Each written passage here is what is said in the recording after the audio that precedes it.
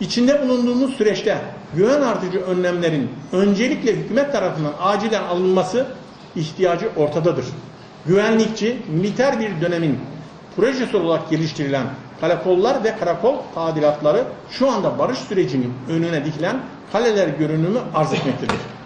Demokratik muhalefet gösteri protesto hakkının kullanılmasına, bu hakkın evrensel anlamına uygun azami hassasiyet gösterilmesi, herkesin en temel yurttaşlık ve sorumluluğu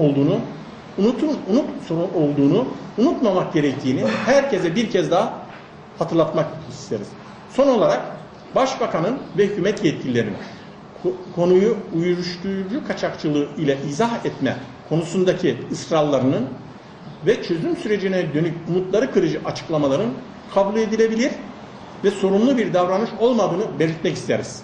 Bu konudaki ısrarın konunun aydınlanmasının ve sorumluların yargılanmasının önüne geçilmesine dönüşmesi tehlikesini taşıdığını hatırlatırız. Teşekkür ederiz.